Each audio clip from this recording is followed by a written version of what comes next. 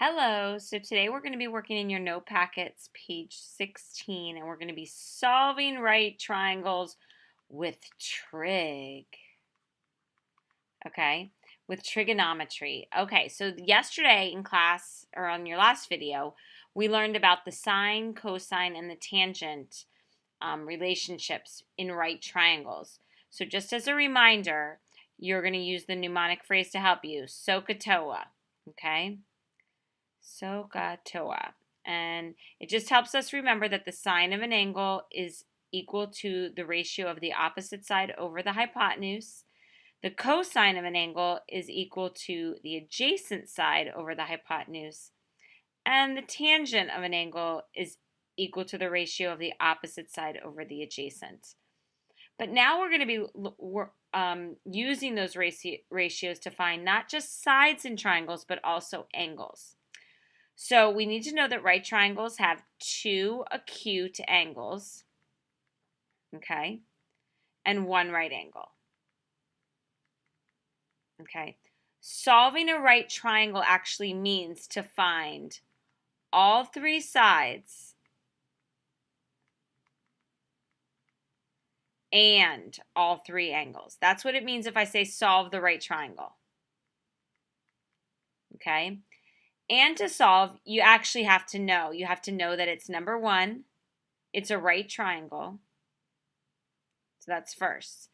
But to solve, you need to either know two sides. You need to either have two sides or one side and one angle.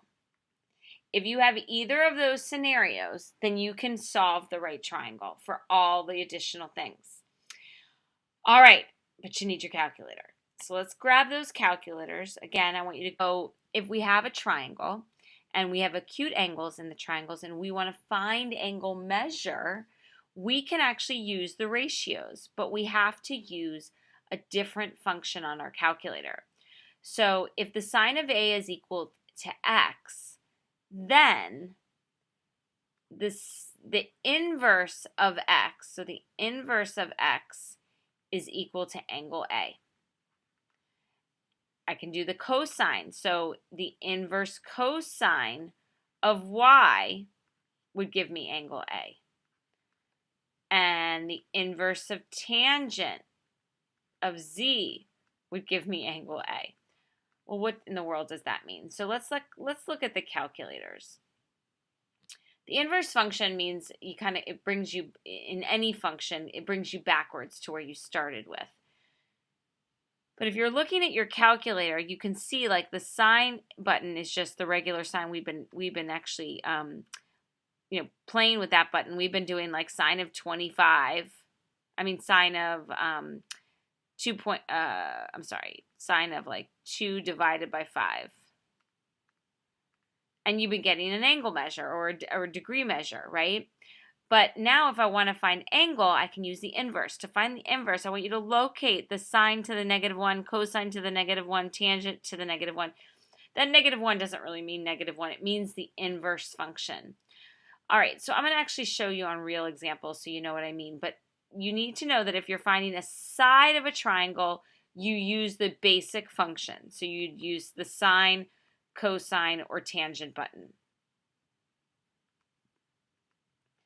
If you're finding an angle, then you use the inverse, okay? So if you need the angle, use the inverse, okay? Use the inverse function.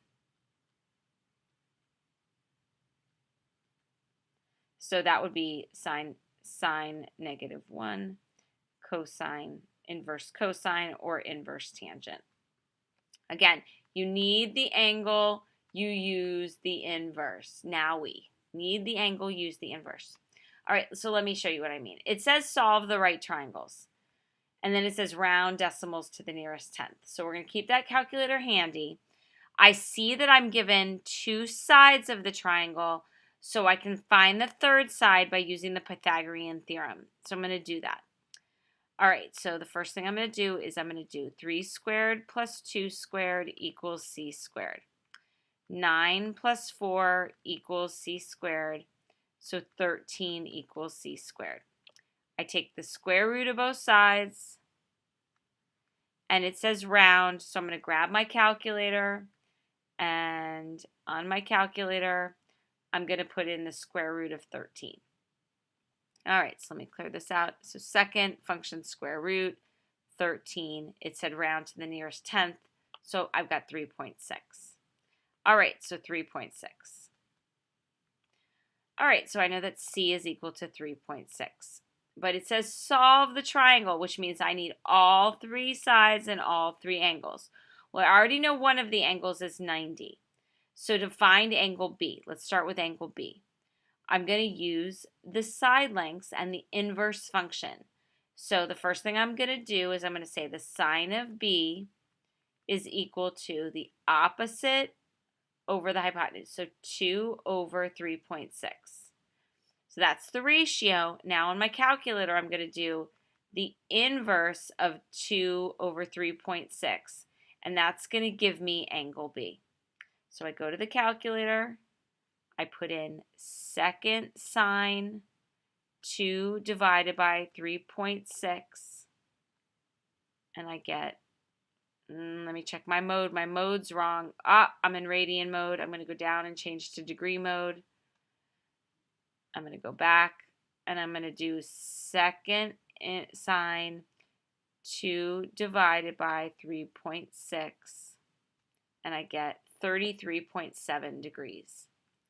Okay, so then angle B is 33.7 degrees. Now, I don't have to do angle A. I have to find angle A, but I don't have to use trig. I have three angles of a triangle, so now I can do 90 plus 33.7, which is equal to, what is that, 123.7, and then 180 minus 123.7. So 180 minus 123.7 gives me 56.3. So angle A is equal to 56.3. A lot of work, okay? But remember, we need all the different angles and all the different sides. And typically what I'd like to see you do as well is then list them in order. So angle A, angle B, angle C, and then side A, side B, side C. All right, so looking at this next triangle, mine's kind of blurry. I think this says R, and this says little s. All right, so I'm solving the triangle. So I look and I see I have an angle measure. So I have angle 20. That's good because I don't have to use the inverse function because then I know that this one's going to be 70, right? 90, 70, and 20. All right, but I do need to find the sides. So I have to decide which trig function I want to use. So I decide to work with 20 and find R. So I don't have R, but I have the hypotenuse. So that tells me I'm going to use the sine in relationship to 20. So sine of 20 is equal to R over 15. I cross multiply, which is what we were doing yesterday. So don't forget that. So 15 sine 20 equals R. I grab that calculator. I put in 15, the regular sine button, because I don't need the angle, and I get 5.1. So R is equal to 5.1. Now you have two choices. You could use the Pythagorean theorem to find S. You also could use trig again. It doesn't matter. So I'm going to actually do that for practice. I'm going to use the cosine. I'm going to do the cosine of 20. The cosine of 20 is equal to the adjacent side, so S, over the hypotenuse, so katoa. Again, I cross multiply. I get 15 cosine 20 equals S. I grab my calculator. I put in 15 cosine 20, and that gives me 14.1. So S is equal to 14.1. So I've got all three sides and all three angles in the triangle, so the triangle is solved. All right, let's try one more. Angle C, next triangle C. All right, so I'm missing two sides, but I have one angle. I look at that other angle, and I see that it's going to have to be, 65 degrees. All right, so I decide which trig function I'm going to use. I tend to use sine as much as I can if it's available. I see that I need the opposite. I have the hypotenuse to that 25, so again, I'm going to use sine. So sine of 25 equals h over 13. Cross multiply. 13 sine 25 equals h. You getting it? All right, and I grab the calculator. 13 sine 25 gives me 5.5 rounded to the nearest tenth. So h is equal to 5.5. All right, so what I want you to do is I want you to find g, and I also want you to solve triangle D. So solve the triangle, and then tomorrow we'll go over the answers in class. All right, a couple more things we need to do. I want you to turn to page, I think it's page 18, was the additional pages I said. We're going to look at how we can use trig to solve word problems, okay? Now, for most of these problems, I'm going to be giving you the diagram, but you're going to have to be able to draw these diagrams on your own given basic information. So it says, when the sun is 62 degrees above the horizon, a building casts a shadow 18 meters long, okay? How tall is the building? Well, we gave us a picture, and it was telling me that this angle is 62 degrees, that the distance from that shadow or from the sun's where it's raised to the ground is 18. Okay, so the shadow casts an 18-meter long shadow, and it wants us to find how tall the building is. So you see the right triangle because the building and the ground always create a right angle. All right, so I use trig, but I have to decide which function I want to use. Well, in relationship to 62, I have the opposite and the adjacent. So I have my TOA, my tangent. So I write an equation. So tangent of the angle of 62 is equal to x over 18. And I cross multiply. So 18 tan 62. Grab that calculator. Let me clear it up a little bit. And I do 18 tangent 62, and I get 33.9. So x is equal to 33.9 meters. Not too bad. When the triangle pictures are given to us, they're not bad. Couple things you need to know. There are some terms that you need to be aware of. Angle of elevation and angle of depression. An angle of elevation from, let's just say if I'm standing on the ground and I say, I put a ladder up and its angle of elevation with the ground is. Angle of elevation is from a horizontal going up. So that's an angle of elevation. An angle of depression goes from a horizontal going down.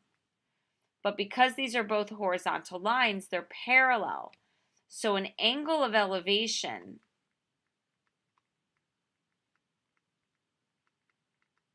is equal to its angle of depression. And sometimes you might need to use that fact because they're alternate interior angles to find an angle in the triangle. And you'll see what I mean in a few examples. So let's look at this one. It says a kite at an angle of elevation of about 55 degrees. So angle of elevation from the ground up is 55 degrees. Ignoring the sag in the string, find the height of the kite if 85 meters of string have been let out. Okay, so here's the person. Here's the string that's been let out to the kite. It wants to know how high the kite is.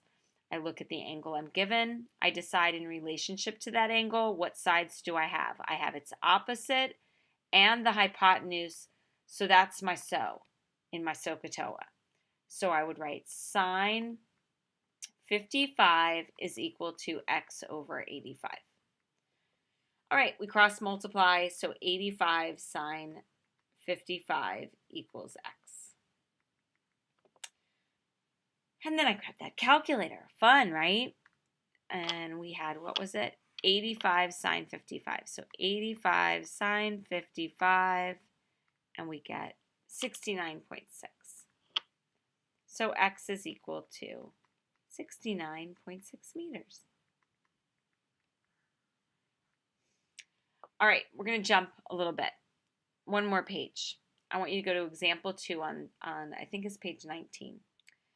A person in a lighthouse 22 meters above sea level sights a buoy in the water. So here's the buoy.